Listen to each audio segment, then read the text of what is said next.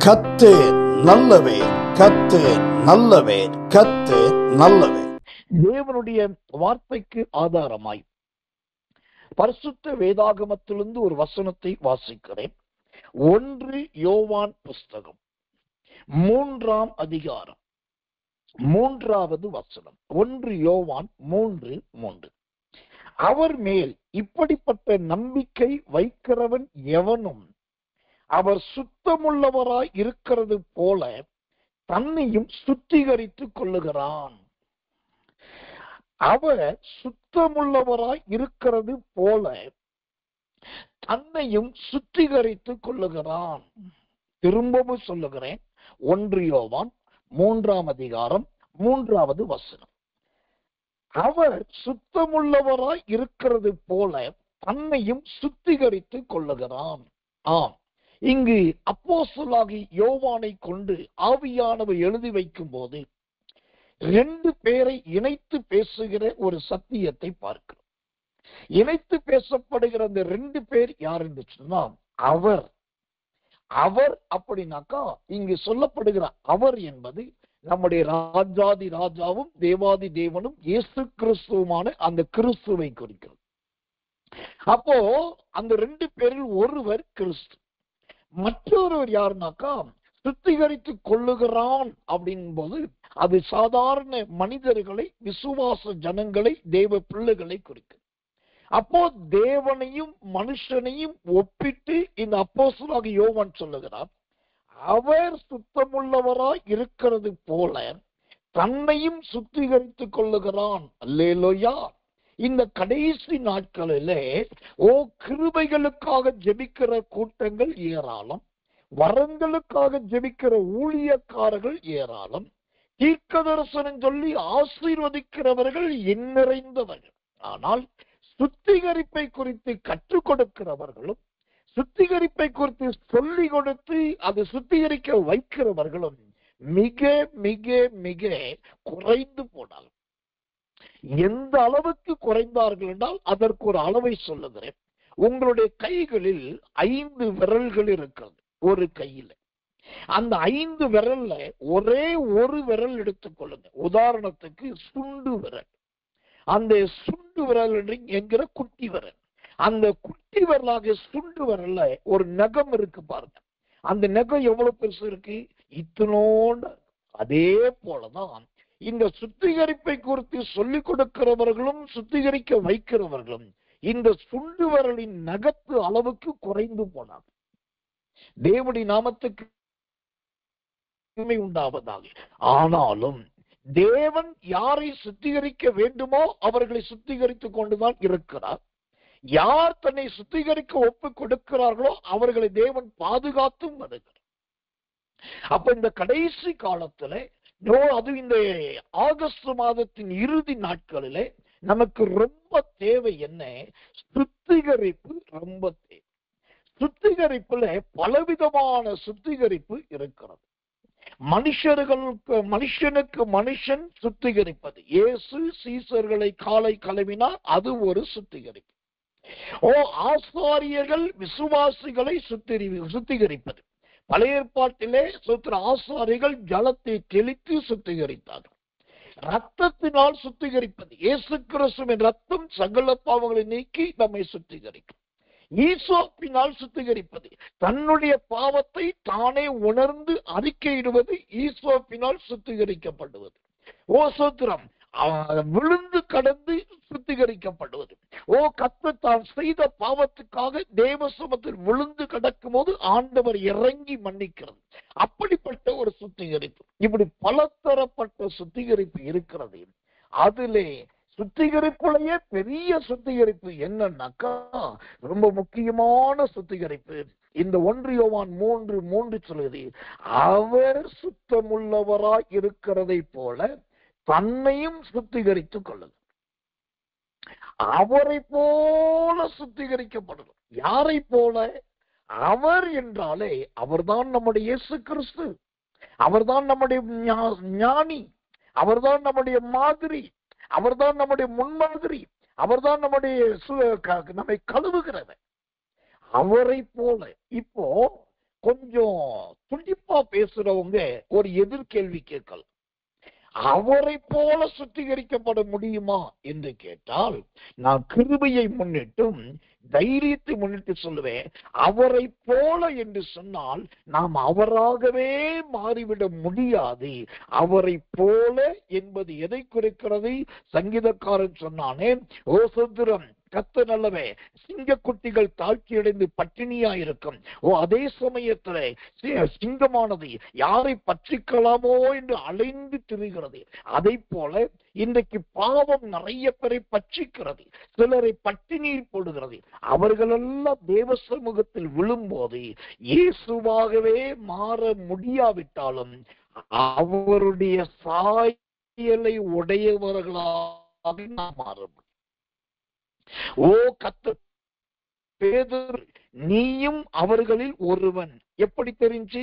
இயேசுவை போல கண்ணு, இயேசுவை போல தாடி, இயேசுவை போல வஸ்திரம், இயேசுவை போல உடை. இத பார்த்துட்டு நீயும் அவர்களில் ஒருவன். அப்போ நீ இயேசு என்று பேதுருவை சொல்லவில்லை, நீ பேதுரு தான் இயேசு என்று சொல்லவில்லை, நீ அவர்களில் ஒருவன், அவரை போலவே இருக்கிறாய். இதுதான் இந்த சுத்திகரிப்பு. அப்போ இந்த சுத்திகரிப்பு எப்படிப்பட்டதா இருக்க வேண்டும்? அவரை போல மாறுவதற்கு வேண்டிய ஒரு சுத்திகரிப்பு நமக்கு தேவையாயிருக்கிறது. கர்த்தர் நல்லவே, கர்த்தர் நல்லவே, கர்த்தர் நல்ல. அப்படியானால் சுத்திகரிக்கப்படுவதற்கு நாம் என்ன செய்ய வேண்டும்? முதலாவது ஒரு சுத்திகரிப்பு உங்களுக்கு காண்பிக்கிறேன். மல்கியாவின் புஸ்தகம் 3ஆம் அதிகாரம் 3வது வசனம். மல்கியா 3:3. அவர் உட்கார்ந்து வெள்ளியை புடமிட்டு சுத்திகரித்துக் கொண்டிருப்பார். அவர் லேவியின் புத்திரரை சுத்திகரித்து அவர்கள் கர்த்தருடையவர்களாய் இருக்கும்படிக்கும் நீதியாய் காணிக்கைகளை செலுத்தும்படிக்கும் அவர்களை பொன்னை போலவும் வெள்ளியை போலவும் புடமிடுவார். ஓ கர்த்தர் நல்லவே, கர்த்தர் நல்லவே.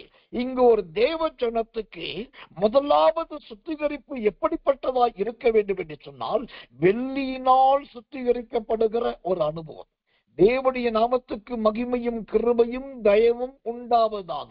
எனக்கன்பானவர்களே, அந்த வெள்ளியினால் சுத்திகரிக்கப்படுவது எதை காண்பிக்கிறது? வாசிக்கிறேன். யாத்திரையாகமத்தின் புஸ்தகம் 38ஆம் அதிகாரம் 27வது வசனம். யாத்திரையாகமம் 38:27.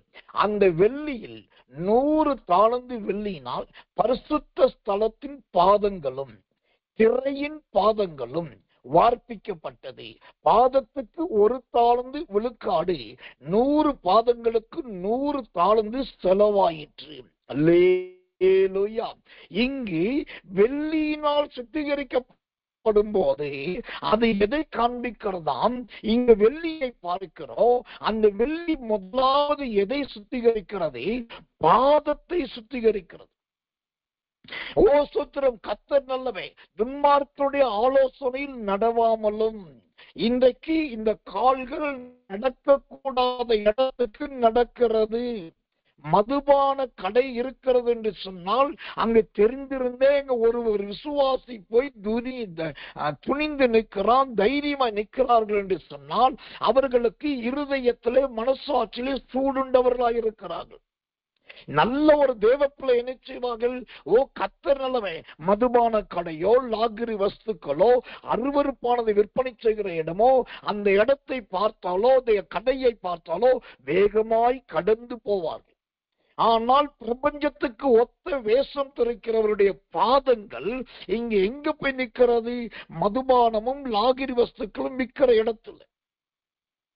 ஒரு நாள் ஒரு விசுவாச சகோதரன், விசுவாசி, என்னோடு கூட பிரயாணத்தில் வந்து கொண்டிருந்தார். அப்போ கர்த்தர் நல்லவே, ஒரு குறிப்பிட்ட பணத்துக்கு சில்லறை தேவைப்பட்டது. என்கிட்ட பார்த்தா என்கிட்ட சில்லறை இல்லை, அந்த சகோதரர்கிட்ட இல்லை. அப்போ நான் வாங்கலான்னாக்கா பக்கத்துல கடை இல்லை. சோத்திரம். இவர்கிட்ட சொன்னேன், தம்பி நீங்க போய் சில்லறை வாங்கிட்டு வாங்க. இவர் அங்க வந்து பார்த்தார், நேரா எதிர்த்தாப்புல ஒரு சாராய கடை, டாஸ்மாக் மதுபான கடை, சாராய கடை. நேரா உள்ள ஓடினான். நான் உடனே சத்தம் போட்டு கையை தட்டி கூப்பிட்டேன், எங்க போற அப்படின்னு.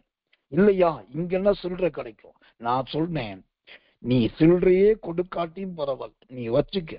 அங்க வாங்கிட்டு வர்ற பணம் எனக்கு தேவையில்லை. மதுபான கடையில போய் நான் கொடுத்த பணம் பரிசுத்த பணம், இது காணிக்கையின் பணம். அவன் கொடுக்க போறது சாராயம் வித்த பணம். அதை வாங்கி என் பாக்கெட்ல என் பர்ஸ்ல வச்சுட்டு நான் பணம் செலவழிச்சேன்னாக்கா அப்ப அதுக்கு நான் மதுபானமே வாங்கி குடிக்கலாம். நீ முதலாவது இங்க வா அப்படின்னு சொல்லிட்டு கத்தர் அந்த பணத்தையும் அவன்கிட்ட கொடுத்துட்டு நீ சில்லறையே கொடுக்க வேண்டாம் வச்சுக்குன்னு சொல்லிட்டு வந்தாச்சு.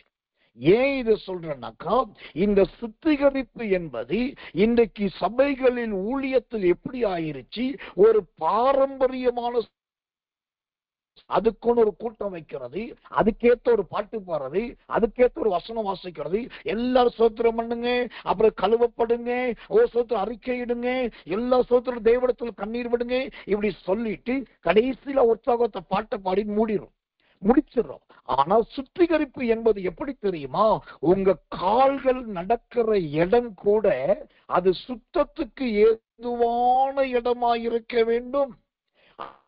அந்த சுத்திகரிப்பானது உங்களுடைய செய்கையிலே காணப்படணும். ஆராதனைக்கு வந்துட்டு கூட்டத்துல வந்துவிட்டு இப்ப மட்டும் சுத்திகரிக்கப்பட்டா பத்தாது. கையிலே ஒரு சுத்திகரிப்பு, மற்றவர்களுக்கு முன்பாக பேசுகிறதுல நிற்கிற இடத்துல ஒரு சுத்திகரிப்பு, ரொம்ப கவனமாயிருக்க வேண்டும். அதுதான் சுத்திகரிப்புக்கு அடையாளம், அதுதான் சுத்திகரிக்கப்படுவதற்கு துவக்கம். அதை விட்டுட்டு ஆராதனையில கூட்டத்துல வந்து உட்கார்ந்துகிட்டு கர்த்தர் நல்லவன் நேசரே உன் பாதம் தேடி வந்தேன் என்று சொல்லிட்டு ஏதோ ஜோமனிட்டு போயிட்டா சுத்திகரிப்பு வந்துடாதுங்க. இந்த யாத்திரையாகம புஸ்தகம் 38ஆம் அதிகாரம் 27வது வசனம் சொல்லுது, வெள்ளியினால் சுத்திகரிக்கப்படுகிற சுத்திகரிப்பு முதலாவது பாத சுத்திகரிப்பு. துன்மார்க்க ஆலோசனையில் நடவாமல், அக்கிரமக்காரர்கள் நிற்கிற இடத்தில் நிற்காமல் நம்மை நாம் காத்துக் கொண்டால் அதுவே ஒரு சுத்திகரிப்பு. சரி, இப்ப இந்த வெள்ளியினால் ஒரு சுத்திகரிப்பு வருகிறதே, இந்த சுத்திகரிப்பு எப்படிப்பட்ட சுத்திகரிப்பு பாருங்க. அந்த யாத்திரையாகும் அதே வசனம் சொல்லுது, 38:27 சொல்லுது, 100 தாலந்து. அது கடைசி பகுதி சொல்லுகிறது, சோத்திரம் பாதத்துக்கு 1 தாலந்து விழுக்காடு, 100 பாதங்களுக்கு 100 தாலந்து செலவாயிற்று. 100% உங்களுடைய ஜீவியத்துல 100% தேவனுடைய சுத்திகரிப்பை நீங்கள் காண்பிக்க வேண்டும். நீங்க ஒரு வீட்டுக்கு போகும்போது, ஒரு அலுவலகத்துக்கு போகும்போது, ஒரு புது உயர்ந்த ஸ்தலத்துக்கு போகும்போது அங்க அலங்கார பொருட்கள் இருக்கும், அழகிய சுதந்திர வடிவமைப்புகள் இருக்கும், கை நீட்டினால் தொடக்கூடிய எத்தனையோ இருக்கும், நாம் விரும்பினால் எடுத்து வந்து விடலாம் என்று சொல்லக்கூடிய அளவுக்கு எதுவும் இருக்கும். ஆனால் சோத்திரம் அந்த இடத்துல ஒரு பக்கம் மனம் சொல்லும், இது உனக்கு தேவைதானே, இது அவர்களுக்கு பொருட்டல்ல, நீ எடுத்துக்கொள் என்று சொல்லும். இன்னொரு பக்கத்துல மனசாட்சி சொல்லும், நான் உன் தேவன், நீ உண்மையா இருப்பாயாக என்று சொல்லும். அப்ப என்ன செய்யணும், இந்த மாதிரி சின்ன சின்ன சின்ன சின்ன சின்ன சின்ன காரியத்துல 100 மடங்கு 100% வெள்ளியினால் சுத்திகரிக்கப்பட வேண்டும். இந்த வெள்ளியினால் சுத்திகரிப்பு என்றால் என்ன சொல்லுகிறார்கள் சிலர், வெள்ளி 7 தரம் உருக்கி 7 தரம் புடமிட்டு 7 தரம் சுத்த வெள்ளியாய் மாறுகிறது. அதே வசனத்தை சொல்றாங்க. நான் சொல்றேன், அந்த பாரம்பரியத்தின் சத்தியத்தை விட்டுட்டு உங்க நடக்கையிலே சுத்திகரிப்பை காண்பியுங்கள். உங்களை நம்பி ஒரு வீட்டுக்குள்ளே, ஒரு அறைக்குள்ளே, ஒரு அலுவலகத்துக்குள்ளே, ஒரு கட்டடத்துக்குள்ளே, 4 சுவற்றுக்குள்ளே உங்களை படுக்க வைக்கிறாங்க, உட்கார வைக்கிறாங்க, நிக்க வைக்கிறாங்க, விட்டுட்டு போறாங்கன்னா அந்த இடத்துல உங்க நீதியையும் நியாயத்தையும் காண்பிக்க வேண்டும். இது ரொம்ப முக்கியம். ஆனா இந்த நாட்களிலே இப்படிப்பட்ட ஒரு தெய்வ பயம் நிறைய பேர் வாழ்க்கையில் இல்லை. கர்த்தர் நல்லவே 100%. ஓ தேவனுடைய நாமத்துக்கு மகிமை உண்டாவதாக. நான் பெருமைக்காக சொல்லல, சாட்சிக்காக சொல்ற. தவறா இருந்தா நீங்க தப்பா நினைக்க கூடாது. ஆண்டுடைய கிருபையினால இந்த கன்வென்ஷன் கூட்டங்கள், அப்புறம் எழுப்புதல் பெருவிழாக்கள், சில ஊழியர்கள் வெளியே போகும்போது நல்ல நல்ல ஹோட்டல்ல தங்க வைப்பாங்க. அந்த ஒரு ஹோட்டலோட வாடகை ஒரு நாளைக்கு 4000 6000, அப்புறம் சில நேரம் 10,000 அப்படி எல்லாம் போகும். அந்த ஹோட்டல்ல தங்கிட்டு நான் தங்கும் போது அந்த ஹோட்டல்ல எத்தனை நாள் தங்கி தினமும் துண்டை மாத்துவாங்க. அந்த குளிக்கிற சோப்பை டெய்லி அந்த ஹோட்டல்கார மாத்துவான், டெய்லி சோப்பை மாத்துவான், டெய்லி துண்டை மாத்துவான், அவன் கொடுக்குற பேஸ்ட்டை மாத்துவான், அப்புறம் உள்ள வந்துட்டு இருக்கிற எல்லாத்தையும் கிளீன் பண்ணிட்டு மாத்திட்டு போவான். ஆனா நான் என்ன செய்வேன்னாக்கா, ரூம்ல தங்கிட்டு கடைசியா வெளியே வரும்போது எல்லாத்தையும் வாட்ச் பண்ணிட்டு அங்க இருக்கிற கட்டில் கவரெல்லாம் நீட்டா எடுத்து அழகா சுருவி நீட்டா வைப்பேன். பில்லோஸ் எல்லாம் அடுக்கி வைப்பேன். அதுக்கப்புறம் சொல்றோம், அங்கங்க இருக்கிற டஸ்ட்பின்ல போட வேண்டிய பொருட்கள் ஏதாவது இருக்கான்னு பார்ப்பேன், எடுத்து கரெக்டா டஸ்ட்பின்ல போடுவேன். டாய்லெட்ல அந்த மேல ஓப்பன் கப்பு, அந்த டோர் ஓப்பனா இருக்கான்னு பார்ப்பேன், அதை க்ளோஸ் பண்ணுவேன். எல்லாத்தையும் க்ளோஸ் பண்ணிட்டு அந்த குப்பையெல்லாம் எடுத்து டஸ்ட்பின்ல போட்டுட்டு, பில்லோஸ் எல்லாம் கரெக்டா வச்சுட்டு, அந்த கட்டில் கவர்ஸ் எல்லாம் கரெக்டா போட்டுட்டு, அதுக்கப்புறம் கடைசி ஒரு கபோர்ட்லாம் திறந்து பார்ப்பேன், எங்கேயாவது அழுக்கு ட்ரெஸ் ஏதாவது கிடக்குதா, ஏதாவது எல்லாத்தையும் எடுத்துட்டு, அந்த ஹோட்டலுக்குள்ளேயே பார்த்தீங்கன்னா தங்கி இருந்த ரூம்லயே அங்க ஃப்ரிட்ஜ் இருக்கும். அப்புறம் சொல்றோம் லாக்கர் பாக்ஸ், தங்கம் வைக்கிறது, பணம் வைக்கக்கூடிய லாக்கர் பாக்ஸஸ் இருக்கும். அப்புறம் நிறைய டிராசஸ் எல்லாம் இருக்கும். அது எல்லாத்தையும் எடுத்து கரெக்டா செக் பண்ணி பார்த்துட்டு, நான் வரும்போது முடிஞ்ச வரைக்கும் அந்த ரூமை என்னால எவ்வளவு கிளீன் பண்ண முடியுமோ கிளீன் பண்ணிட்டு தான் வெளிவரும். நான் வந்ததுக்கு அப்புறம் அந்த சொல்றோம் நான் செக் அவுட் பண்ணுவேன். செக் அவுட் பண்ணும்போது ஒரு ரூம் பாய் அனுப்புவாங்க, போய் பார்த்துட்டு வாங்க. அவன் பார்த்துட்டு வந்துட்டு, சார் அப்படிமா, என்ன சார் நீங்க தங்குன மாதிரியே தெரியலையே அப்படிமா. நான் ஒரே ஒரு சிரிப்பு மட்டும்தான். ஏன்னா எனக்கு நல்லா தெரியும் அங்க வர்றவங்க எந்தெந்த நோக்கத்துக்கு வர்றாங்கன்னு எனக்கு தெரியாது, யார் யார் வர்றாங்கன்னு தெரியாது, அவங்க போறாங்க எப்படி போறாங்கன்னு தெரியாது. ஆனா நான் போய் தங்கிட்டு வந்தாக்கா அங்க இருக்கிற ரூம் பாய்க்கு அது ஒரு மாதிரியா இருக்கணும், அங்க இருக்கிற மேனேஜருக்கு அது ஒரு மாதிரியா இருக்கு.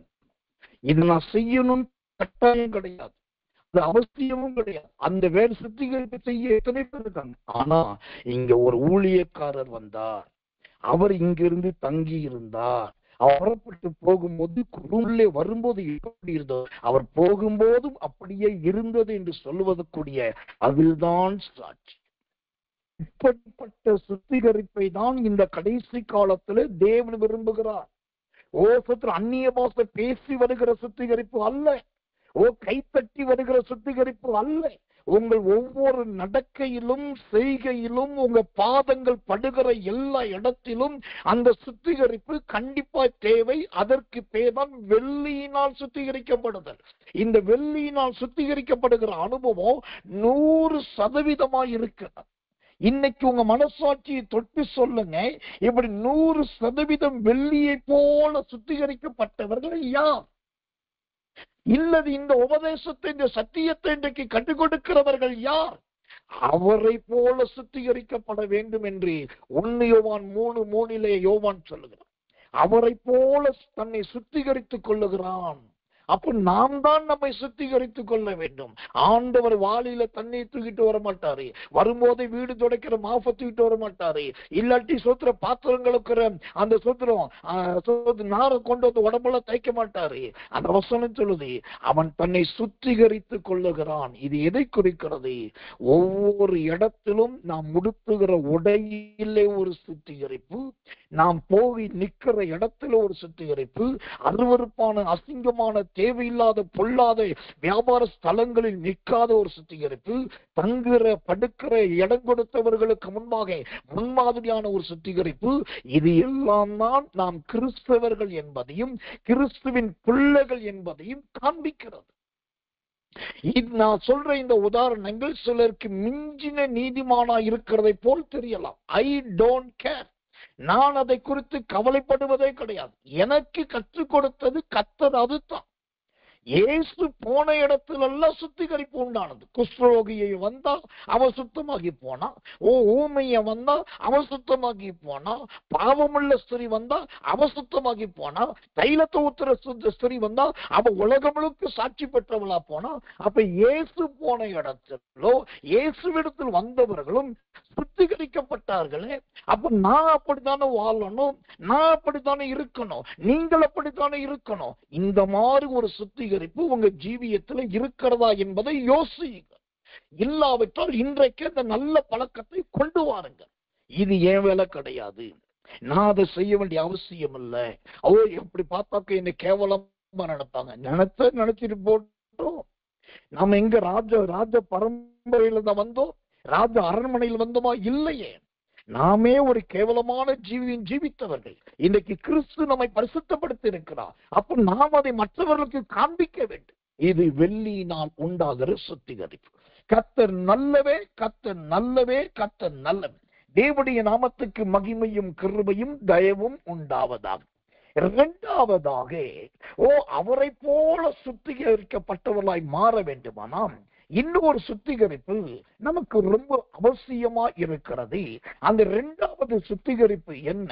தேவனுடைய நாமத்துக்கு மகிமையும் கிருபையும் தயவும் உண்டாவதாக.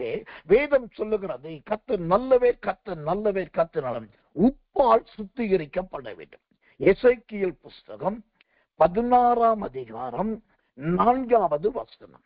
எசேக்கியேல் 16:4 வாசிக்கிறேன். ஜெபத்தோடு கவனியுங்கள். தேவனுடைய நாமத்துக்கு மகிமையும் கிருபையும் தயவும் உண்டாவதாக. கர்த்தர் நல்லவே. வாசிக்கிறேன். உன் வர்த்தமானம் என்னவென்றால், நீ பிறந்த நாளிலே உன் தொப்புள் அறுக்கப்படவும் இல்லை, நீ சுத்தமாவதற்கு தண்ணீரினால் குளிப்பாட்டப்படவும் இல்லை, உப்பால் சுத்திகரிக்கப்படவும் இல்லை, துணிகளில் சுற்றப்படவும் இல்லை. அல்லேலூயா. ஒரு ஸ்திரீ கர்ப்பவதியாய் இருந்து அவள் ஒரு பிள்ளையை பெற்றெடுக்கிறார். அந்த பிள்ளையை பெற்றெடுத்த உடனே அப்படியே கொண்டு வந்து வெளியிலே கொடுத்தால் நன்றாய் இருக்காது. கர்த்தர் நல்லவே, கர்த்தர் நல்லவே, கர்த்தர் நல்லவே. அப்படியானால் அந்த பிள்ளைக்கு எத்தனை சுத்திகரிப்பு தேவைப்படுகிறது பாருங்க. அது எத்தனை சுத்திகரிப்பு அவசியமா இருக்கிறது என்று பாருங்கள். கர்த்தர் நல்லவே, கர்த்தர் நல்லவே. அந்த வசனம் சொல்லுகிறது, 1 சோதரம் தொப்புள் அறுக்கப்பட்ட ஒரு சுத்திகரிப்பு தேவை. 2வது தண்ணீரால் குளிப்பாட்டப்பட்ட ஒரு சுத்திகரிப்பு தேவை. 3வது உப்பினால் சுத்திகரிக்கப்படுகிற ஒரு சுத்திகரிப்பு தேவை. 4வது நல்ல சுத்தம் பண்ணப்பட்டாச்சு என்பதற்காக கர்த்தர் நல்லவே, கர்த்தர் நல்லவே, கர்த்தர் நல்லவே சொல்கிறோம், துணிகளினால் சுற்றப்பட வேண்டும். அதை கர்த்தர் விரும்புகிறார். துணிகளினால் சுற்றப்படுகிற அனுபவம். அப்போ இந்த 4 சுத்திகரிப்பிலே இங்கு முதலாவதாக கர்த்தர் நல்லவே, கர்த்தர் நல்லவே, கர்த்தர் நல்லவே என்று சொல்கிறோம். அந்த உப்பினால் சுத்திகரிக்கப்படுகிற ஒரு அனுபவம். உப்பினால் சுத்திகரிக்கப்படுகிற ஒரு அனுபவம். தேவனுடைய நாமத்துக்கு மகிமையும் கிருபையும் தயவும் உண்டாவதாக. இன்னைக்கு நிறைய பேருடைய வாழ்க்கையில இந்த உப்பினால் சுத்திகரிக்கப்படுகிற அந்த அனுபவம் கிடையவே கிடையாது. அதுதான் இன்றைக்கு நிறைய பேருடைய வாழ்க்கையில கர்த்தர் நல்லவே, கர்த்தர் நல்லவே பிரச்சனைக்கும் போராட்டத்துக்கும் காரணமாயிருக்கு. அப்போ உப்பினால் சுத்திகரிக்கப்படுவது என்றால் என்ன? அது எதை குறிக்கிறதா இருக்கிறது? ஒரு வசனத்தை வாசிக்கிறேன். ஜெபத்தோடு கவனியுங்கள். தேவனுக்கு மகிமையும் கிருபையும் தயவும் உண்டாவதாக. கொலோசியர் புஸ்தகம் 4ஆம் அதிகாரம் 6வது வசனம். கொலோசியர் 4:6. அவனவனுக்கு இன்னபடி உத்தரவு சொல்ல வேண்டும் என்று நீங்கள் அறியும்படிக்கு உங்கள் வசனம் எப்பொழுதும் கிருபை பொருந்தினதாயும் உப்பால் சாரமேற்றப்பட்டதாயும் இருப்பதாக. இந்த உப்பால் சுத்திகரிப்பு என்பது எதை குறிக்கிறது? சாரம் ஏற்றப்பட்ட ஒரு அனுபவம். தேவனுடைய நாமத்துக்கு மகிமையும் கிருபையும் தயவும் உண்டாவதாக. எனக்கன்பான தேவ பிள்ளைகளே, சாரம் ஏறின ஒரு அனுபவம் என்றால் என்ன? சாரம் ஏறின அனுபவம் என்பது எதை காண்பிக்கிறதா இருக்கிறது? தேவனுடைய நாமத்துக்கு மகிமையும் கிருபையும் தயவும் உண்டாவதாக. சாரம் ஏறின அனுபவம் என்று சொன்னால் ஒரு கிறிஸ்தவன், ஒரு கிறிஸ்தவள், ஒரு தேவனுடைய பிள்ளை எந்தெந்த காலத்துல எப்படியெல்லாம் சுத்திகரிக்கப்பட வேண்டும் என்பதையும், எப்படியெல்லாம் சுத்திகரிக்கப்பட்டவர்களாய் தங்களை வெளிப்படுத்த வேண்டும் என்பதையும் அறிந்திருக்கிற அனுபவத்துக்கு பேர்தான் சாரம் ஏறினது.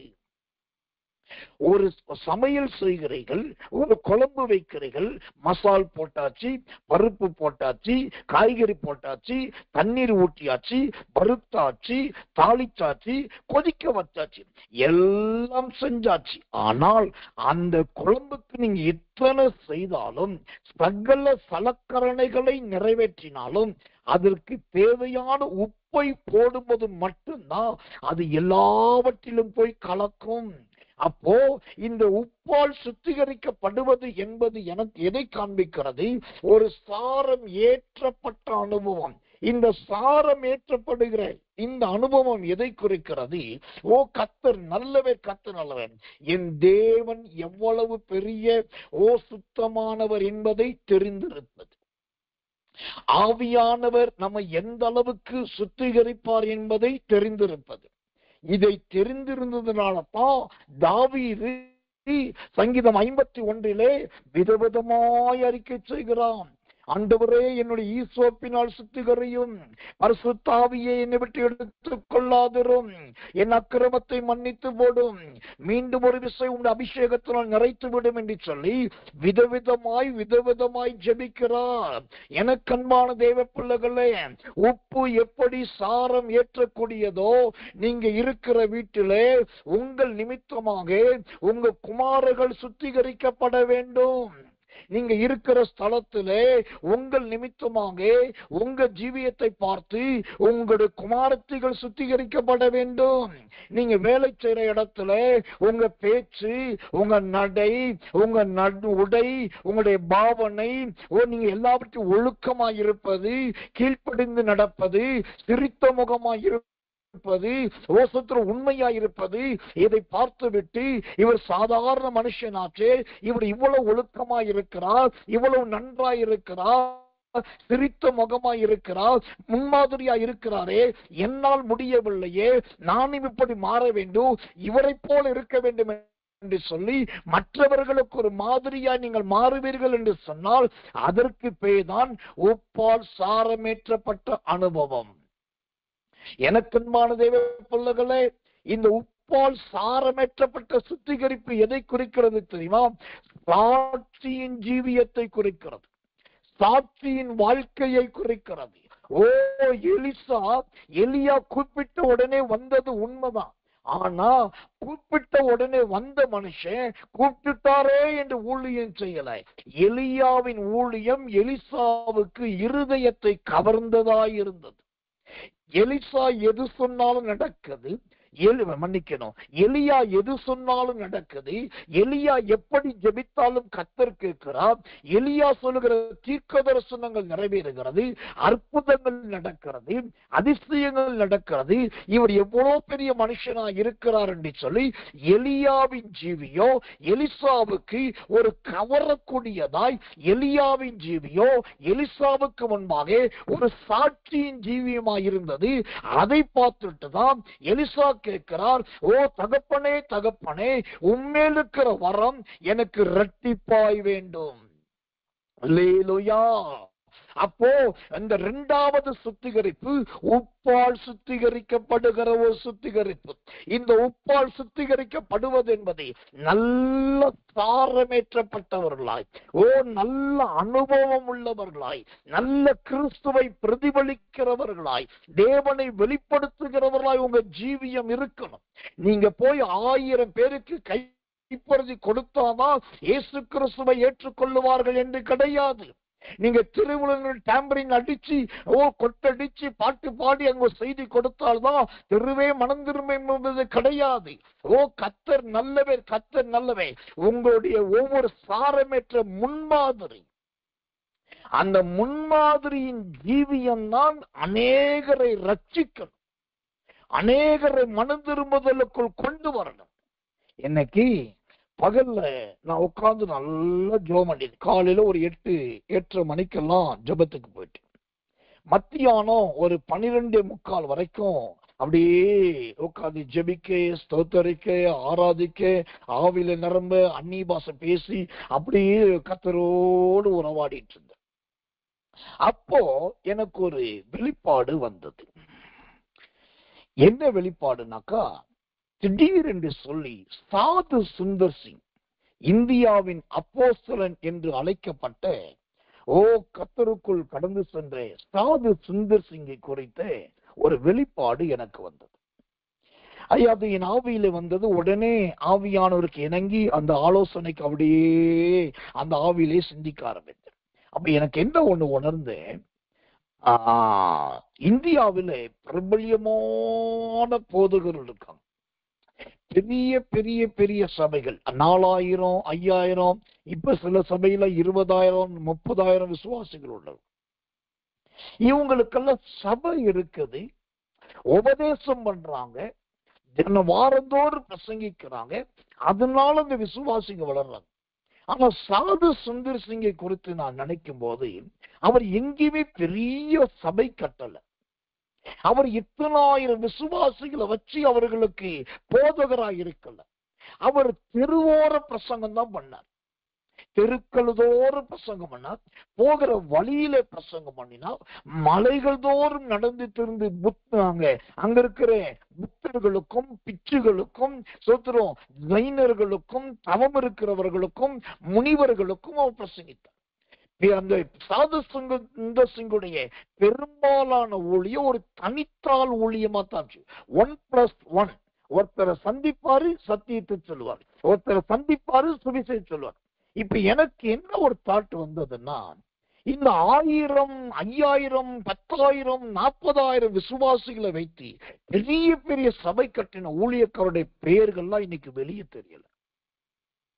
அவர்களுடைய ஊழியத்தின் சத்தியங்கள் இன்னைக்கு வெளிப்படல. அவங்க முடிஞ்ச கொஞ்ச காலத்திலே அவர்கள் மறக்கடிக்கப்பட்டு போனார்கள். ஆனால் எந்த கட்டடமும் இல்லாமல், எந்த சபையும் இல்லாமல், எந்த 40,000, 20,000, 30,000 விசுவாசிகளும் இல்லாமல் தெருவோர ஊழியம் செய்த, வீதிகளோடு நடந்து ஓமைகளால் ஊழியம் செய்த, மலைகளில் ஏறி தவழ்ந்து ஊழியம் செய்த, தனித்தால் ஊழிய 1+1 மினிஸ்ட்ரி பண்ணின அவருடைய பெயரும் புகழும் சாட்சியும் இன்றைக்கும் சரித்திரம் பேசுகிறது, வரலாறு பேசுகிறது. எனக்கு தெரிஞ்சு நானே எத்தனையோ மேய்ப்பர்களையும் போதகர்களை அறிவேன். ஆனா அவர்களுடைய பலருடைய பெயர்கள் இன்றைக்கு இல்லை. அவர்களை சொன்னாலும் நிறைய பேருக்கு தெரியல. ஆனா சாது சுந்தர் சிங் என்று சொன்னா பாமர விசுவாசிக்கு தெரியுது, அவர் நல்ல ஒரு அப்போஸ்தலர் என்று சொல்லி. இப்ப இது ஏன் சொல்ற அப்படின்னா, இதுதான் உப்பால் சாரமேற்றப்பட்ட ஒரு வாழ்க்கை, உப்பால் சாரமேற்றப்பட்ட ஒரு சுத்திகரிப்பு. நீங்க செய்யற ஊழியத்துல, நீங்க இருக்கிற ஜீவியத்துல உப்பால் சாரமேற்றப்பட்ட ஒரு சாட்சியுள்ள சுத்திகரிப்பு உங்க ஜீவியத்தில் இருந்திருந்தா, உங்க மரணத்துக்கு பின்பும் அந்த ஊழியத்தின் பெயர் இருக்கும். உங்க மரணத்துக்கு பின்பும் நீங்க சம்பாதித்த ஆத்துமாக்கள் ஊழியம் செய்வார்கள். உங்க மரணத்துக்கு பின்பும் அது 30,000, 60,000, 90,000, 100,000 பலன் கொடுத்து கொண்டே இருக்கும் ஐயா. இதுதான் உப்பால் சுத்திகரிக்கப்படுகிற அனுபவம். ஒரு சாரம் ஏற்றப்பட்டவர்களாய் நல்ல ஆழ குழி தோண்டி அதுல சொத்திரம் விதைப்ப, அதுல ஒரு கத்தநல விதையை போட்டு அது நல்ல முளைப்பதை போல, ஒரு சாதாரண செடியை வைத்து அது மரமாய் வந்ததை போல நம்முடைய ஜீவியம் ஒரு முன்மாதிரியாய் சாட்சியுள்ளதா இருக்கணும். இதுதான் 2வது சுத்திகரிப்பு. இன்னைக்கு நிறைய பேர் வாழ்க்கையில நான் முதலாவது சொன்னதை போல வெள்ளியினால் சுத்திகரிக்கப்படுகிற 100% அந்த சுத்திகரிப்பு இல்லை. 2வதாக உப்பினால் சுத்திகரிக்கப்படுகிற ஒரு சாரம் ஏற்றப்பட்ட ஒரு சாட்சியுள்ள சுத்திகரிப்பு இன்றைக்கு இல்லை. தேவனுடைய நாமத்துக்கு மகிமையும் கிருபையும் தயவும் உண்டாவதாக. அப்போ இன்றைக்கு ஆண்டவர் சொல்லுகிறார், உப்பானது பாரமுள்ளதாய் இருக்கிறதை போல சகோதரனே சகோதரியே, நீங்க வாழ்கிற நாட்களில் கர்த்தருக்கு ஒரு சுத்திகரிக்கப்பட்ட நல்ல ஒரு சாட்சியுள்ள ஜீவியமாய் மாறுங்க. ஒரு சாட்சியுள்ள வாழ்க்கையாய் மாறுங்க. ஒரு சாட்சியின் தூணாய் நிற்க பாருங்க. அதை கர்த்தர் விரும்புகிறார், அதை கர்த்தர் எதிர்பார்க்கிறார். உங்களை ஆண்டவர் சுத்திகரித்து இனி எஞ்சியிருக்கிற வாழ்நாளில் ஒரு சுத்திகரிக்கப்பட்ட ஒரு சாட்சியின் ஜீவியத்தை தேவன் உங்களுக்கு கொடுப்பாராக, தேவன் உங்களுக்கு தருவாராக. கர்த்தர் நல்லவே, கர்த்தர் நல்லவே, கர்த்தர் நல்லவே. வேதாகமத்திலே இயேசு கிறிஸ்துவை தவிர பிரதானமான சாட்சி பெற்றவர்கள் என்று சொன்னா 3 பேரை சொல்ல முடியும். திரும்பவும் சொல்றேன், வேதாகமத்திலே இயேசு கிறிஸ்துவை தவிர பிரதானமான சாட்சி பெற்றவர்கள் சொன்னா 3 பேரை சொல்லலாம். முதலாவது மோசையை குறித்து கர்த்தர் சொல்லுகிறார், இவன் என் வீட்டில் எங்கும் உண்மையுள்ளவனாயிருக்கிறான். கர்த்தர் நல்லவன். 2வது தாவீதை குறித்து சவுலினிடத்தில் ஒரு வேலைக்காரன் சொல்லலாம், இந்த தாவீது வீட்டில் எங்கும் உண்மையுள்ளவனாயிருக்கிறார். அப்ப 2வது பிரதான சாட்சி இந்த தாவீதின் சாட்சி. 3வது சாட்சி இயேசு கிறிஸ்துவே கொடுத்த சாட்சி. யாரை குறித்து கொடுத்தார்? யோவா ஸ்நானகனை குறித்து சொன்னார். ஸ்திரீகளிடத்தில் பிறந்தவர்கள் யோவா ஸ்நானகனை பார்க்கலும் பெரிய தீர்க்கதரிசி ஒருவனும் இல்லை. இயேசுவே சொல்லிட்டால் அவன் பெரிய தீர்க்கதரிசி. அப்போ இந்த மோசே, இந்த தாவீது, இந்த யோவான், இந்த 3 பேரும் பிரதானமான சாட்சிகளா இருந்தார்களே. இவர்களெல்லாம் உப்பால் சாரம் ஏற்றப்பட்டவர்கள் தானே. அவர்களால் ஒரு சாட்சியுள்ள ஜீவியம் ஜீவிக்க முடியும் என்று சொன்னால் ஏன் உங்களால் முடியாது? ஏன் என்னால் முடியாது? ஏன் நம்மால் முடியாது? இந்த மாதமே, ஆகஸ்ட் மாதமே சாட்சியின் மாதம் தான். ஒரு பக்கத்துல நான் கர்த்தரை துதிக்கிறேன், மறுபக்கத்துல என்னை நானே சிந்திக்கவும் ஆரம்பித்தேன். 1ஆம் தேதி 2ஆம் தேதி முதல் சாட்சி கொடுத்த எல்லாருமே கர்த்தர் தனக்கு செய்த நன்மைகளை சாட்சியாய் சொன்னதை விட எங்களுடைய தகப்பன், எங்களுடைய ஊழியக்காரர், எங்களுடைய ஐயா, எங்களுடைய போதகர் என்று சொல்லி என்னை குறித்து கொடுத்த சாட்சி தான் அதிகம். நான் அடிக்கடி ஒவ்வொரு நாளும் அந்த லிங்க போட்டு கேட்கிறேன். அப்ப நான் யோசித்து பார்த்தேன், இத்தனை பேர் நம்மளை குறித்து சாட்சி சொல்றாங்க, தினந்தோறும் சொல்றாங்க, சொல்ற எல்லாருமே நம்ம குறித்து சொல்றாங்க. அப்ப அந்த அளவுக்கு நம்மளோட வாழ்க்கை இருக்குதா? நான் கொஞ்சம் யோசிக்கவும் தேவனுடைய பாதத்தில் தாழ்த்தவும் ஆரம்பித்தேன். அப்போ ஒரு நாள் என் மகன்கிட்ட பேசும்போது சொன்னேன், பாரு எல்லாரும் சாட்சி கொடுக்கிறாங்க, இது இந்த சாட்சியை உருவாக்க எவ்வளவு பாடுகள், எவ்வளவு கஷ்டங்கள், எத்தனை தூக்கமில்லாத நாட்கள், எத்தனை பசியுள்ள நேரங்கள், எத்தனை பட்டினியின் சமயங்கள், எவ்வளவு சத்தியம் போதிக்க வேண்டியிருந்தது, எவ்வளவு தீர்க்கதரிசனம் சொல்ல வேண்டியிருந்தது, எவ்வளவு ஜெபிக்க வேண்டியிருந்தது, எவ்வளவு தூரம் பிரயாணம் பண்ண வேண்டியிருந்தது. அது எல்லாவற்றின் காரியத்தின் கடைத்தொகை தான் இன்னைக்கு இப்படிப்பட்ட சாட்சி. ஏன் இதை சொல்றேன்னா, நீங்கள் உப்பால் சாரமேற்றப்பட்ட சுத்திகரிக்கப்பட்டவர்களாய் மாறுவது அவ்வளவு சுலபம் கிடையாது. அது ஒரு கடினமான பாதை தான். ஆனால் என் தேவனாகிய கர்த்தருக்கு நீங்கள் தொடர்ந்து ஓடணும், தொடர்ந்து நிக்கணும், தொடர்ந்து சாட்சியை காக்கணும், தொடர்ந்து முன்மாதிரியை நடக்கணும். மோசையை போல, தாவீதை போல, கர்த்தர் நல்ல யோவா ஸ்நானகனை போல சாரம் ஏற்றப்பட்டவர்களாய் நீங்கள் இருப்பீர் என்று சொன்னால், மரித்த மோசையை குறித்து ஒலிவ மலையில் பேசினதை போலவும், மரித்த தாவீதை குறித்து அப்போஸ்தலர்கள் பேசினதை போலவும், மரித்து போன யோவானை குறித்து இயேசு பேசினதை போலவும் உங்கள் ஜீவ காலத்துக்கு பின்பும் இந்த சுத்திகரிப்பு உங்களை சாட்சியாய் நிறுத்தும். சுத்திகரிப்பு என்பது நமக்கு நாமே பண்ணிக்கொள்ளுவது சுத்திகரிப்பு கிடையாது. நமக்கு பண்ணப்பட்ட சுத்திகரிப்பு மற்றவர்களுக்கு சாட்சியாய் இருப்பது, அதுதான் மெய்யான சுத்திகரிப்பு. கர்த்தர் நல்லவே, கர்த்தர் நல்லவே, கர்த்தர் நல்லவே. எனக்கன்பான தேவ பிள்ளைகளே, இன்னும் நிறைய சுத்திகரிப்பை நாம் சொல்ல முடியும். எபேசியர் புஸ்தகம் 5ஆம் அதிகாரம் 26ஆம் வசனம் சொல்லுது, திருவசனத்தினால் சுத்திகரிப்பு தேவை.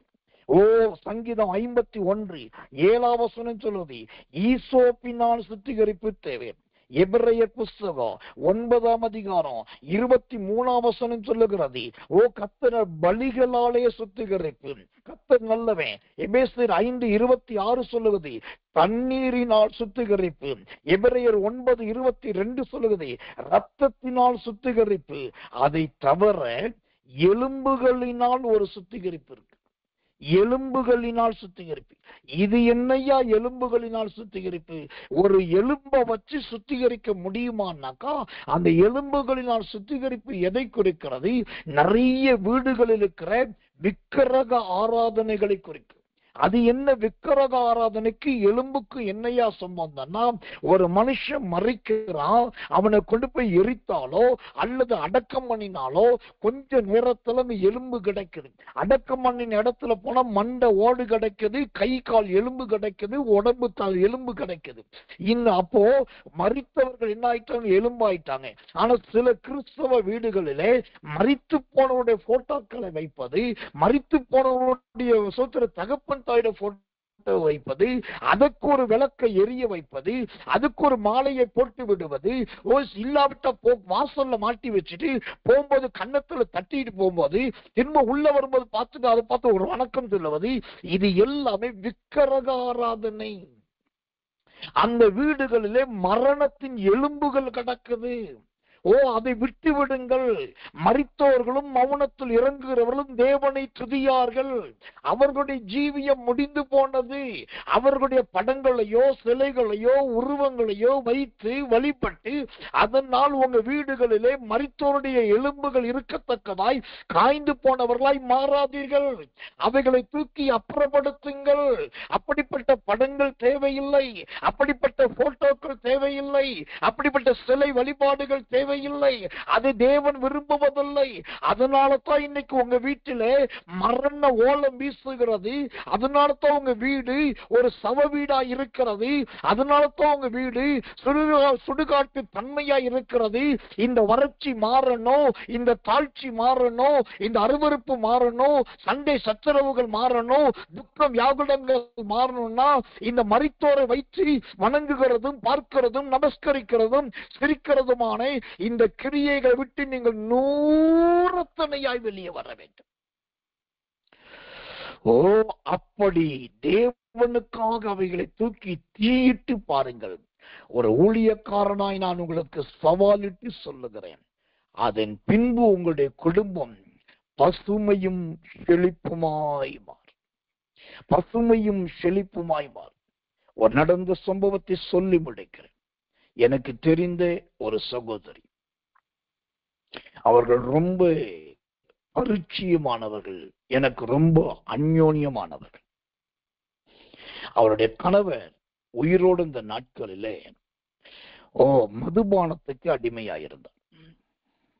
அப்புறம் சுதரம் நிறைய இடத்துல பொய் சொல்லி கடன் வாங்குகிறவராயிருந்தார். சில இடங்களில் ஏமாற்றுகிறவராயிருந்தார்.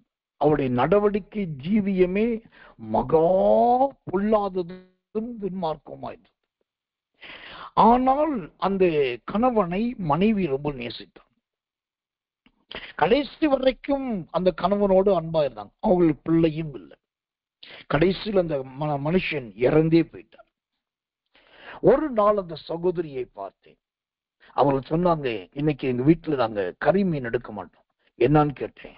ஒவ்வொரு குறிப்பிட்ட ஒரு நாள் சொல்லி ஒவ்வொரு வாரமும் நான் திதி செலுத்துறேன். எது திதி செலுத்துறீங்களா? எப்போ ஒவ்வொரு வாரமும், எல்லா வாரமும் நான் திதி செலுத்துறேன். யாருக்கு? என் புருஷனுக்கு. சரி, அவர் இறந்து எவ்வளவு நாள் ஆச்சு? அவர் இறந்து 6 வருஷம் ஆச்சு. 6 வருஷம் ஆச்சு. ஒவ்வொரு வாரமும் அவர் நினைச்சு சாமிக்கு படையல் படைக்கிறீங்க, சொத்துரோ சைவம் படைச்சு வைக்கிறீங்க, பூஜை பண்றீங்க, நல்லது. ஆனா இப்ப உங்க வாழ்க்கை என்ன மாற்றம்? நான் பார்த்தேன், இவ்வளவு பக்தியா இருக்கிற அந்த சகோதரி, மரித்த புருஷனுக்கு வாரந்தோறும் திதி கொடுக்கிற அந்த சகோதரி வீடு ஒரே ஒரு சின்ன ரூம் தான். கிட்டத்தட்ட ஒரு 8க்கு 16 அடி நீளம், ஒரு 8 அடி அகலம், அவ்வளவுதான் அந்த வீடு. அதுல அவர்கள் ஒரு சின்ன பெஞ்சு போட்டிருக்காங்க. அந்த பக்கத்துல ஒரு சாமி அறை வச்சிருக்காங்க. இவங்களுக்கு சொந்த தொழிலும் கிடையாது, எந்த வருமானமும் கிடையாது. இன்றைக்கும் மகா குறைவிலும் தரித்திரியத்திலும் வறுமையிலும் இருக்கிறாங்க. அப்ப எனக்கு நான் உங்களை பார்த்து கேட்டேன், நீங்க இவ்வளவு செய்றீங்க, உங்களுக்கு என்ன ஒரு பெனிஃபிட், என்ன ஒரு பிளஸிங், என்ன ஒரு சேஞ்ச், என்ன இம்ப்ரூவ்மெண்ட், என்ன டெவலப்மெண்ட் என்ன இருக்குது? அதற்கு அவர்களால் பதிலே சொல்ல முடியாது. எனக்கு ஒண்ணு இல்லாட்டி பரவாயில்ல. இதுதான் இன்னைக்கு நிறைய குடும்பங்கள்ல எலும்புகள் கிடக்குது. சுடுகாட்டுக்குள்ள எலும்புகள் காய்ந்து கிடப்பதை போல பல குடும்பங்கள் இன்றைக்கு காய்ந்து கிடப்பதற்கு காரணமே சிருஷ்டிகராகிய கர்த்தரை துதிப்பதும் ஆராதிப்பதை விட்டுட்டு தன்னுடைய முன்னோரையும் முதியோரையும் ஆண்களையும் பெண்களையும் யாரையோ அடையாளம் வைத்து அவர்களை வணங்கி, அதனால் இந்த குடும்பத்தில் இன்றைக்கு வறட்சியும் தாழ்ச்சியும் பஞ்சமும் அப்பக்குறைவும் தான் இருக்கிறது. அது நீங்க வேண்டும் என்று சொன்னா உங்க வீடு சுத்திகரிக்கப்பட வேண்டும். வீட்டுக்குள் இருக்கிறதானே அந்த தேவையில்லாத படங்களும் சிலைகளும் வழிபாடுகளும் முழுவதுமாய் அகற்றப்பட வேண்டும். அதை எதிர்த்து போட்டுட்டு நீங்க கிறிஸ்துவே தேவன் என்று ஆண்டவரை என்னை மன்னியோ, என்னை ஏற்றுக்கொள்ள, என்னை சுத்திகரியும் என்று சொல்லி அவரை ஆராதிக்கும் போது அந்த தேவன் உங்க வீட்டுக்குள்ளே மகிமையை விளங்க பண்ணுவார், சாட்சியை விளங்க பண்ணுவார், உங்க எல்லையை விரிதாக்குவார், பெரிதாக்குவார். கர்த்தர் உங்களை வாளாக்காமல் தலையாக்குவார். ஆனபடினால் எனக்கன்பான தேவ பிள்ளைகளே, நம்முடைய வாழ்க்கையில முதலாவது வெள்ளியினால் சுத்திகரிக்கப்படுவோம், இரண்டாவது உப்பினால் சுத்திகரிக்கப்படுவோம், மூன்றாவது எலும்புகளினால் சுத்திகரிக்கப்படுவோம். இந்த 3 சுத்திகரிப்பும் கடந்த கால சுத்திகரிப்பு, நிகழ்கால சுத்திகரிப்பு, வருங்கால சுத்திகரிப்பாய் மாறட்டும். ஆக மொத்தம் நாம் கிறிஸ்துவின் பிள்ளைகளாய் இருப்போம், கிறிஸ்துவை காண்பிக்கிறவர்களாய் இருப்போம், கிறிஸ்துவின் சந்ததிகளாய் இருப்போம். அதைத்தான் கர்த்தர் விரும்புகிறார். கண்களை மூடி ஒப்பு கொடுத்து எல்லாரும் கர்த்தரை ஸ்தோத்தரிக்க போகிறோம். எப்போதும் ஸ்தோத்தரிப்பதை போல இல்லாமல் இன்னைக்கு மெய்யாகவே மனம் வருந்தி ஒரு சுத்திகரிப்பை கேட்போம். ஆண்டவரிடத்தில், ஆண்டவரே வெள்ளியை போல 100% ஆண்டவரே என்னை சுத்திகரியும் ஐயா, என் பாதம் முதல் என் தலை வரைக்கும் 100% என்னை சுத்திகரியும். உப்பினால் சுத்திகரிக்கப்படுவதை போல ஒரு சாரம் ஏற்றப்பட்ட மகனாய், ஒரு சாரம் ஏற்றப்பட்ட மகளாய், ஒரு சாட்சியுள்ள ஜீவிக்கத்தக்கதான அந்த சுத்திகரிப்பை எனக்கு தாங்க ஆண்டவரே. என் வாழ்க்கை ஒரு சாட்சியா இருக்கணும், என் குடும்பம் ஒரு சாட்சியா இருக்கணும், என் பிள்ளைங்க ஒரு சாட்சியா இருக்கணும். எல்லாவற்றை விட நான் ஒரு சாட்சியா இருக்க வேண்டும். அப்படிப்பட்ட ஒரு சுத்திகரிப்பை தாங்க. ரொம்ப முக்கியமா எலும்புகளினால் சுத்திகரிப்பு. மூதாதையருடைய, முன்னோருடைய, சுத்திர பெற்றோருடைய, வயதானவர்களுடைய எந்த வழிபாட்டு காரியங்கள் ஸ்தலத்துல இருந்தாலும் இன்னைக்கு ஒரு தீர்மானம் பண்ணுங்க. இந்த வீட்டின் தலைவர் இயேசு, இந்த வீட்டில் ஆளுகிற பரிசுத்த ஆவியானவே, இந்த வீட்டுக்கு பெரியவர் பிதா என்று சொல்லி அந்த திரியேக தேவனுக்கு மாத்திரம் இடம் கொடுத்து பாருங்கள். இன்றைக்கு ராத்திரியே கர்த்தர் உங்களை சுத்திகரித்து உங்க பஞ்சத்தை, குறைவை, தரித்திரத்தை எல்லாவற்றையும் மாற்றி நன்மையிலும் செம்மையிலும் கர்த்தர் உங்களை கொண்டு போக வல்லவராய் இருக்கிறார். கர்த்தர் நல்லவே. எல்லாரும் கண்களை மூடி ஒப்பு கொடுத்து கர்த்தரை சோதரிப்போம். இயேசுவின் நாமத்தினாலே கர்த்தரை சோதரிப்போம்.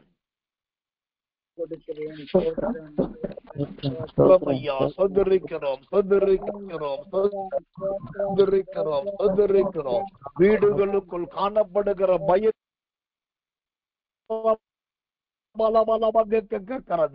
சரியான சுத்திகரிப்பு இல்லாதபடினால் சில வீடுகளுக்குள் பயத்தின் ஆவி அலக்களித்து கொண்டிருக்கிறது. அந்த பொல்லாத ஆவிகள் வெளியேற வேண்டுமானால் உங்களுக்குள் மெய்யான ஒரு சுத்திகரிப்பு தேவை என்று கர்த்தர் சொல்லுகிறார். சில வீடுகளுக்குள்ளே ராத்திரியிலும் வாக்குவாதம், பகலிலும் வாக்குவாதம். எப்போது வாக்குவாதம் மட்டுமே உங்க வீட்டில சத்தம் உண்டாயிருக்கிறது. நீதிமான்கள் கூடாரத்தில் கம்பீர சத்தம் வர வேண்டியதுக்கு பதிலாக ஒரு கூப்பாடும் இறைச்சலும் வந்து கொண்டிருக்கின்ற கர்த்தர் சொல்லுகிறார். அந்த கூப்பாடும் இறைச்சலும் வரக்கூடாது என்று சொன்னார். இப்பொழுது அந்த வீட்டில் காணப்படுகிறேன் பொல்லாதவர்களை விட்டு வெளியேறுங்கள். அப்பொழுது தேவனாகிய கர்த்தர் உங்க வீட்டில் இருக்கிற வாக்குவாதங்களை, மனஸ்தாபங்களை இப்பொழுதே கர்த்தர் மாற்றி போடுவார். தேவனுடைய ஆவியான கிருபையாய் சொல்லுகிறார். சில வீட்டிலே இருந்தால் தூக்கம் வரல, வீட்டுக்குள்ள இருந்தா சிரிப்பு வரல, வீட்டுக்குள்ள இருந்தா நல்லா இல்லை, ஆனா வெளியில வந்தா தூக்கம் வருது, வெளியில வந்தா சிரிப்பா இருக்குது, வெளியில நல்லா இருக்குது, வீட்டுக்குள்ள வந்தாலே ஒரே இருள் நிறைஞ்சது போல இருக்குது, ஏதோ நெருப்புல உட்கார்ந்து போல இருக்குன்னு சொல்லி உங்க வீட்டை குறித்து நீங்களே புலம்பிட்டு இருக்கீங்க. ஆண்டவருடைய ஆவியானவர் சொல்லுகிறார், ஒரு அலைக்கழிப்பின் ஆவி உங்க வீட்டுக்குள்ள இருக்குது. அந்த அலைக்கழிப்பின் ஆவியை இதோ தேவனாகிய கர்த்தர் இப்பொழுது வெளியேற்றுகிறார். பொல்லாத விழுந்து போன லூசிபரே, அலைக்கழிப்பின் ஆவிகள் இப்பொழுது இயேசுவின் நாமத்தில் வெளியேறுவதாக. நீடிய சமாதானம் உண்டாவதாக, நல்ல இளைப்பாறுதல் உண்டாவதாக, கிருபையும் தயவும் உண்டாவதாக. இதோ ஒரு வீட்டை நான் பார்க்கிறேன். அந்த வீட்டில் இருக்கிற எல்லா விசேஷித்த பொருட்கள் எல்லாமே பழமையானதா இருக்கிறது, மிக பழமையானதா இருக்கிறது. அது நிறம் மாறி போயிருக்கிறது. சில பொருட்கள் உளுத்து போனதா இருக்கிறது, சில பொருட்கள் கருத்து போனதா இருக்கிறது. ஆனால் நீங்கள் தேவனுடைய பிள்ளைதான். ஆனா வீட்டின் நிலைமையோ ஒரு இருளுக்குள் இருக்கிறதை நான் பார்க்கிறேன். தேவனாகிய கர்த்தர் அந்த பழமையான பொருட்களையோ அந்த இருளையோ உங்க வீட்டை விட்டு அப்புறப்படுத்த விரும்புகிறார். எல்லாவற்றையும் புதிதாக்க விரும்புகிறார். நெகேமியா 9ஆம் அதிகாரம் 25ஆம் வசனத்தின்படி சகல உடைமைகள் நிறைந்த நல்ல ஸ்தலமாக உங்க வீட்டை மாற்ற விரும்புகிறார். அன்பு தேவ பிள்ளையே, அந்த இருளின் ஆவி வெளியேறுகிறது. கண்களை மூடி கர்த்தரை துதியுங்க. என் வீட்டுக்குள் இருக்கிற இருள் வெளியேற வேண்டும், என் வீட்டில் இருக்கிற பழமைகள் மாற வேண்டும், கர்த்தர் எல்லாவற்றையும் புதுப்பியும் என்று கேளுங்க. இப்போது கர்த்தர் உங்க வீட்டை சுத்திகரிக்கிறார். நசரேயனாகிய இயேசுவின் நாமத்தினாலே அந்த தெய்வீக சுத்திகரிப்பு இயேசுவின் வல்லமையினால் உண்டாகிறது. இயேசுவின் நாமத்தினாலே. நன்றி ஆண்டவரே, நன்றி ஆண்டவரே, நன்றி ஆண்டவரே. ஆவியானவர் சொல்லுகிறார், ஓ குஷ்டரோகியாயிருந்து சுகமான சீமோன், குஷ்டரோகியாயிருந்து சுகமான சீமோனுடைய வீட்டுக்கு இயேசு விருந்துக்கு வந்தபோது அந்த வீடே சந்தோஷத்தினால் நிறைந்தது. ஓ பரிமள தைலத்தினால் நிறைந்தது. அதே போல கர்த்தர் சொல்லுகிறார், உங்களை கர்த்தர் இன்றைக்கு சுத்திகரிப்பது நிமித்தமாக உங்க சரீரத்தை பிடித்து கொண்ட குஷ்டரோகம் போன்ற கொள்ளை நோய்கள் வெளியேறுகிறது, கொடிய நோய்கள் வெளியேறுகிறது. ஓ சுத்திகரிக்கப்படாமல் இருந்த எல்லா அருவருப்புகள் வெளியேறுகிறது. எழுதி வைத்துக் கொள்ளுங்கள், இந்த 2025ஆம் ஆண்டு நவம்பர் மாதம் இறுதிக்குள்ளாக 2025ஆம் ஆண்டு நவம்பர் மாத இறுதிக்குள்ளாய் உங்க வீட்டில் ஒரு பெரிய விருந்து நடக்க போகிறது. ஒரு பெரிய விருந்து. எஸ்தர் புத்தகத்திலே 10 அதிகாரத்திலே 10 விருந்து நடந்தது. அதுல ஒரு விருந்து எஸ்தர் ராஜாத்தி ஆயத்தப்படுத்தின விருந்து. அதை போல குளுமையும் பதார்த்தமும் நிறைந்த ஒரு விருந்து நிறைந்த வீடாய் கர்த்தர் உங்க வீட்டை மாற்ற போகிறார். இது கர்த்தருடைய வார்த்தை. இது நடக்கும், இது நிறைவேறும் என்று மகிமையின் கர்த்தர் சூழ்நிலைத்து சொல்லுகிறார். எல்லாரும் வாய்களை திறந்து கர்த்தருக்கு நன்றி சொல்லி சோதரம் பண்ணுவோம். தீர்க்க தரிசனங்களுக்காக நன்றி சொல்லுவோம். சோதரம் ஆண்டவரே,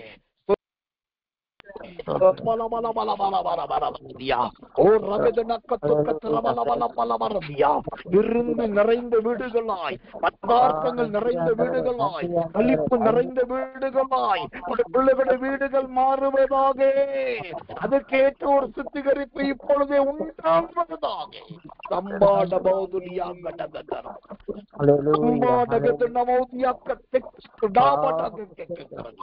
இன்றைக்கு இந்த செய்தியை கேட்டவுடைய பிள்ளைகள் வீடு சுத்திகரிக்கப்பட்டதும் விருந்துகள் நிறைந்ததுமான வீடுகளுமாய் மாறுவதாக.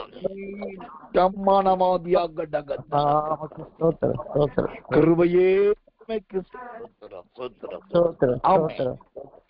ஆமென். நாம் ஜெபிப்போம்.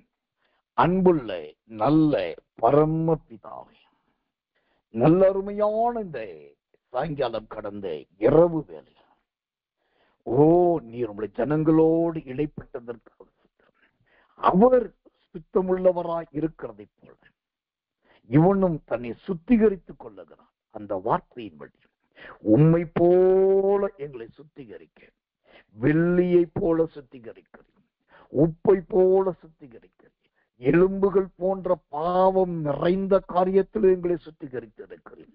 இந்த செய்தி உடைய பிள்ளைகளை உருவாக்கட்டும். இந்த செய்தி உடைய பிள்ளைகளை சத்தியத்துக்கு, இந்த செய்தி உடைய பிள்ளைகளை உணர்த்தட்டும். ஆண்டவரே, எல்லாவற்றை விட கர்த்தர் தீர்க்க தரிசனமாய் சொன்ன அத்தனை விடுதலையும் உண்டாகட்டும். எல்லாவற்றை விட இவர்கள் வீடு விருந்து நிறைந்த வீடுகளாய் மாறுவதாக கர்த்தருடைய தீர்க்க தரிசனங்கள் தவறாமல் நடக்கட்டும். இன்றைக்கு இரவு எல்லா வீடுகளுக்குள்ளும் ஒரு நிசப்தமான மகிமை நிரப்புவதாக, ஒரு மெல்லிய வஸ்திரம் மூடப்படுவதாக, நல்ல ஒரு கிருபையின் அங்கி ஆண்டவரே இங்கு போடப்படுவதாக.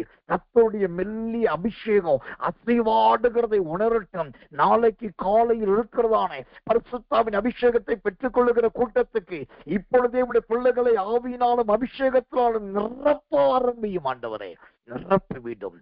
கிருபையும் தயவும் தாங்குவதாக அடியான் எடுத்து பயன்படுத்துவதற்காக சொல்கிறோம். என்னை தாழ்த்தி உங்களுடைய பாதத்தில் வைக்கிறேன். இயேசுவின் ரத்தம் செய்யும் இயேசுவின் நாமத்தில் ஜெபிக்கிறோம் நல்ல பிதாவே. ஆமென், ஆமென், ஆமென்.